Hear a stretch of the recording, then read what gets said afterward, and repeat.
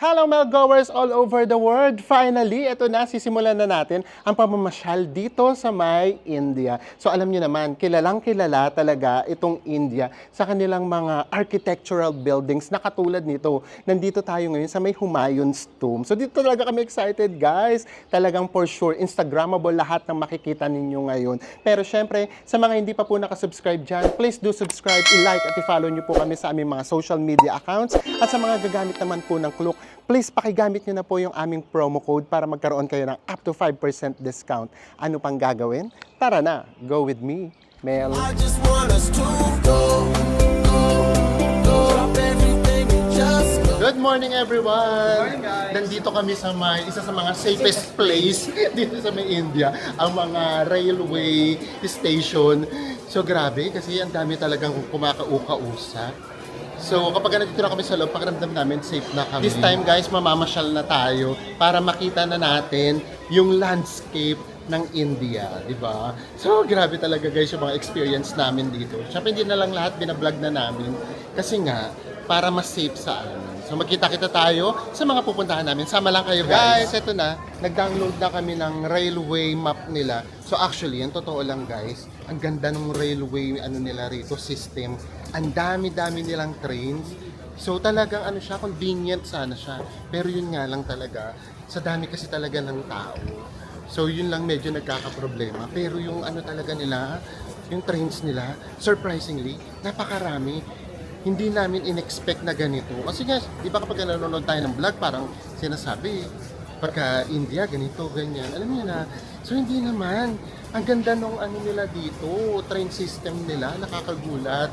Ang daming lane, ang daming line, I mean, like di ba sa atin sa Pilipinas, kumbaga meron lang tayong MRT, meron lang tayong LRT, although now, gumagawa na ng ibang line. So ito, ang daming line talaga. So ganun. At yung sinasabi ko sa inyo guys, ang dami niyang line. Meron dyan, may blue line, tapos nandito, meron ditong yellow line, and then meron pang purple, tapos ito, meron pa ritong red. So guys, here's the situation here. Dito maraming tao, makikipagtagisan ka ba lagi? Yes, maganda yung train system, pero super crowded talaga.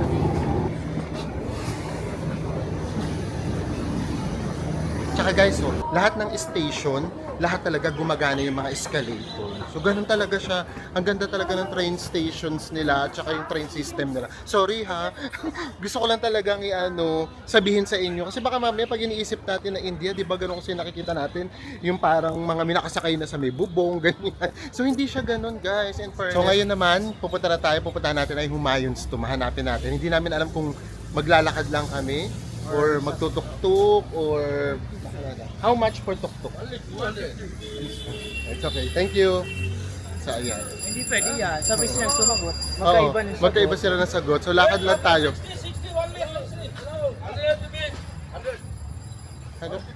100? No. Thank you. We just walk. Thank you. Okay. So, go! Wala ka na, lakad na tayo. Tingnan nyo, nag-aaway-aaway na sila. Kasi merong sumisigaw ng 60. Kaya nga. Ang presyo nila sa amin 150 at saka 100. So ayan yung mga pagdadaanan nyo dito. Actually, pakiramdam namin mas safe talaga sa may Kathmandu. Kasi wala talagang ganyan, walang parang nangaharas. 'Di ba nga naglakad pa nga kami ng gabi sa Kathmandu. Dito, Diyos ko guys, pagtungtong ng alas 6, dapat nasa may na kami, hostel na kami. So Actually, hindi ganun na talaga tayo siya. nagpapadilim eh. Hindi kami nagpapadilim kasi nga, grabe, pag nilapitan kanila, talagang parang kukuyugin kanila, ganun talaga sila. Guys, ito, ang ending naglakad na lang kami. 1 kilometer na lang. At least iwas pa tayo, di ba? Iwas scam pa tayo. And then papakita namin sa inyo guys kung gaano kabilis nagpapalit yung itsura ng Delhi. Kasi meron niyang dalawang mukha ang Delhi. Isang old Delhi kung nasaan kami naka-stay. At ito yung New Delhi. Itong sa New Delhi, parang mga buildings na talaga siya. So ito yung parang nga sa atin, Makati, Ortigas. So ganun siya. Ayan, tignan nyo, di ba? Compared sa nilalakaran namin doon sa may malapit sa hostel namin, napakalayo ng itsura nito. No, di ba? So ganun talaga siya. So kung kayo gusto niyo lang ma-experience yung culture ng India, siguro wag na kayong pumunta doon sa may Old Delhi. dumiretso na kaagad kayo sa may mga tourist spot. For example, yung Agra, dun sa may Taj Mahal, yung Jaipur, ganyan. Tapos dito na kayo mag-stay sa may New Delhi na park. At least hindi nyo mararanasan yung gulo. Pero kung gusto nyo talagang maramdaman yung Indian vibe, kasi baka sabihin ng iba, kaya nga dyan pumunta kasi gusto namin maramdaman ganyan. Di doon kayo sa may Old Delhi. Pumunta kayo doon sa may sa may pinag-stayan namin. Nakita nyo, wala kami halos vlog doon. Kasi talagang grabe. Paglabas mo pa lang, para ka ng talaga. pakiramdam nila, pera ka kaagad. So, ganun talaga siya. We are finally here. We are here at Humayun's Tomb. Ito siya. Ayan.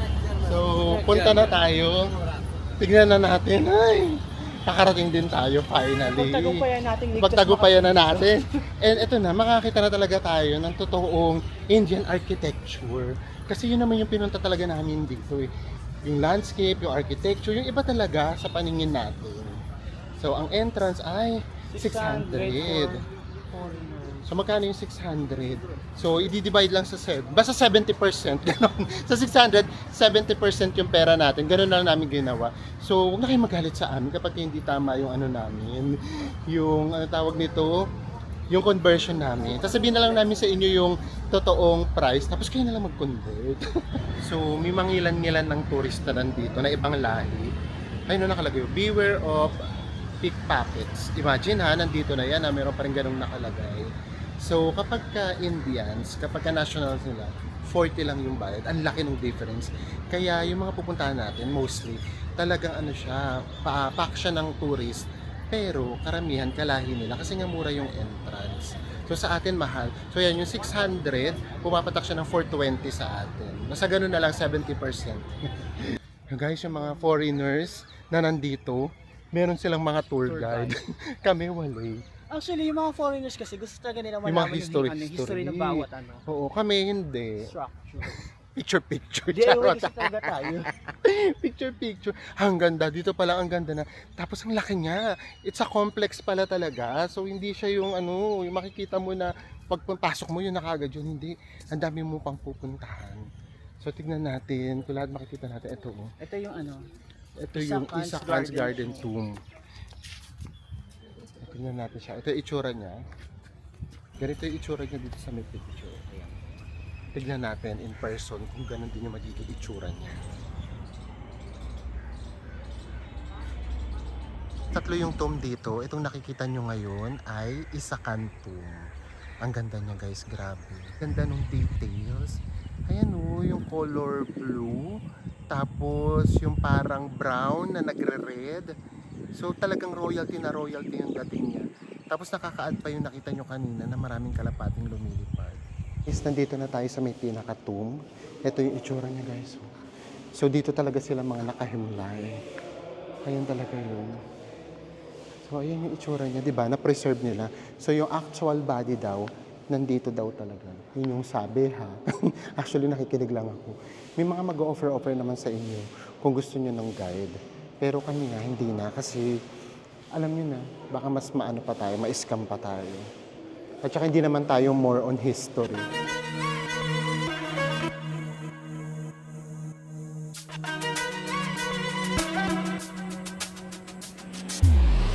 So guys, tapos na tayo dito sa may Isakan Tomb. So yung palang nakita natin kanina, hindi na lang kanya yun. Yung 6 pa lang yun, as in buong family na nila. So merong ilang anak doon? 3 anak niya. 3 anak. So kasama na pala yun doon. So ito na, hanapin naman natin ngayon kung nasaan yung Humayun's Tomb.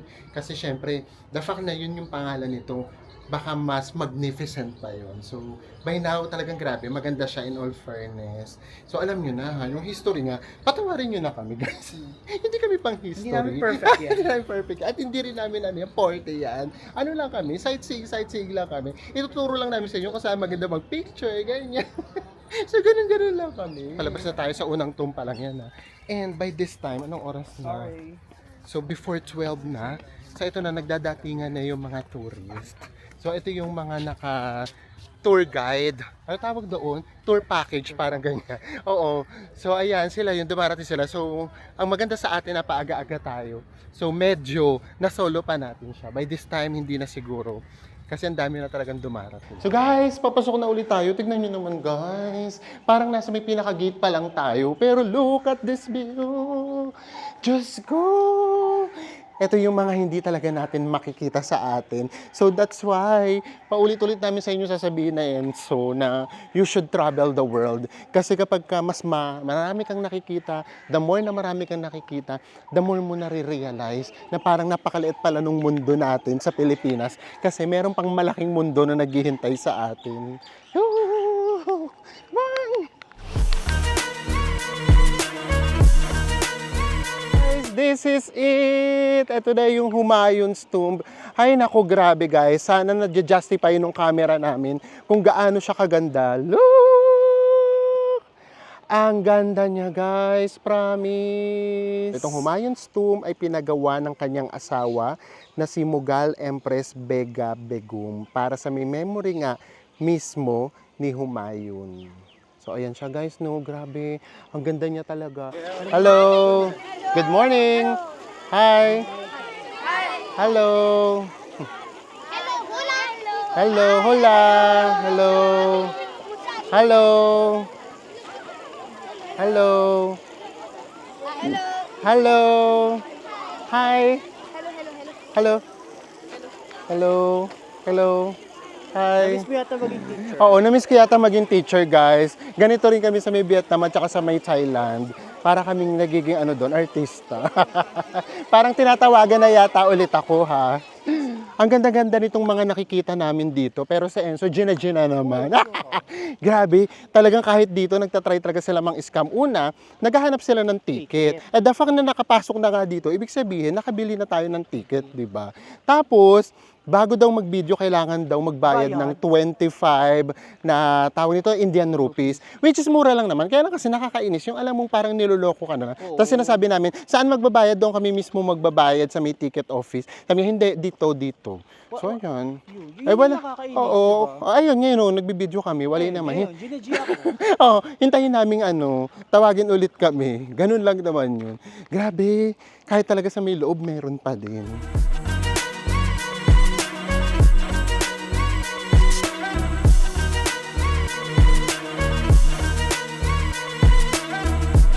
So guys, nandito na tayo sa may labas ng Humayun's Tomb. So papasok pa tayo sa loob. Ito yung maganda dyan guys eh. Parang ang katumbas na kasi nito parang third floor na. So ito yung makikita ninyo from this building. Ayan na oh. Look, dyan tayo nang galing kanina. So di ba, ang ganda niya talaga. Tignan nyo guys. Oh, look. Ang ganda nung makikita nyo talaga dito, oh. Di ba? Ang laking complex niya talaga. Tapos over there, kung nakikita nyo, over there, ayun, may mga nagliliparang pang mga kalapate. So ayun yung nag-a-add ng mood dito sa buong complex. Ang ganda niya talaga, guys. Guys, ito na mismo yung pinaka-Humayun's Tomb. And siya talaga dito, solong-solo lang siya. So kung makikita ninyo, bawat paikot, meron niyang pinto. May pinto doon, isa, dito, dalawa. And then, ito pa. Tatlo, hihiluhin namin kayo guys para makita nyo talaga na siya talaga yung pinaka-center. Hi, ito pa oh, 4. And then, ito yung pinaka-main entrance niya. So siya lang talaga dito, mag-isa lang talaga siya. Guys, ito yung inakyat natin kanina. So pababa na ngayon tayo.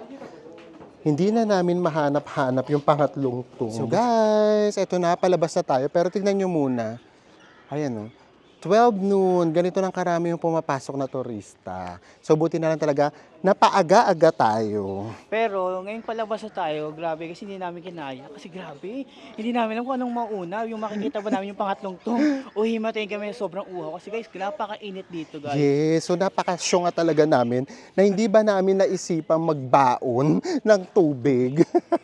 So gano'n siya. So anyways, okay naman na na kami, kota na kaagad kami dun sa may dalawa.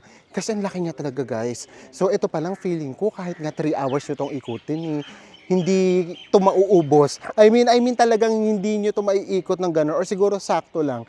So kami, hindi naman namin gusto magpakapagod ng gano'ng kahaba. So next destination na kaagad tayo. Kanina, papunta dito.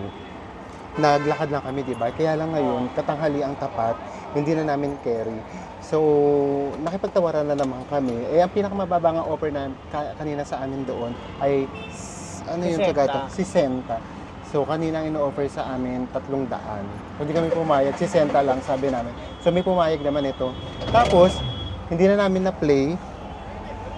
Pagsakay naman namin dito, parang, hindi naman kinorner, parang ang dami lang lumapit. Tapos, eto daw yung punta namin, ibababa daw kami sa iba pang palengke, ganyan, sa mga bilihan ng kung ano-ano. Sinabi namin, hindi. Ala guys, ibinalibag yung pinto nung Kaloka. So, masasanay din kayo siguro guys pag nandito na kayo. Yes, sir. Metro station. Jianan Metro Yes. station. Okay. Thank you. So, ayan na guys. As expected, kapag walang traffic, ito naman, sobrang bilis dati. Parang bubungko na tayo. Oo, tsaka wala silang pakialam, kahit na may tatawid. Ganun talaga sila. So, next na tayo. Ano yung next natin? Mamaya na pala. Mamaya na namin sasabihin kasi ang haba Oo. pala ng pangalan. Hindi, tsaka baka kasi pag sinabi na sa natin, may tindihan yung pangalan. Sa bagay, Open baka na bigla naman kami tayo. dong dalhin. Oo nga. So, doon na tayo magkita-kita. Dalawa lang naman yung pupuntahan namin today. So, ayan. Go! So, ayan na yan. Pinaba na tayo. Oh, ito na tayo. Sobrang lapit lang naman, in fairness. Parang mga 5 minutes lang naman siya via tuk-tuk. Thank you. Thank you, brother. Thank you. So, nandito na tayo ngayon ulit sa my station. And then, punta na tayo sa ating next. Saan yung next natin? Sa Agarasen, Kebauli. Hindi ko alam guys kung tawag pronunciation ko. O, bahala na. So, doon na tayo ngayon papunta. Guys, surprise! Nandito na tayo sa may Agrasen Kiboli. Hindi namin alam kung tama yung pronunciation namin. Basta yun na yun. So, akyat lang tayo. Parang nakita na namin, napakaliit na area niya lang. Tapos, ang daming turista. Ganun lang siya kaliit, pero ang daming tourist. Ito yung mga turista guys. Ay, ang ganda. Ayan, diba? Ayun yung turista. And then, ito siya guys. Look. Ganda.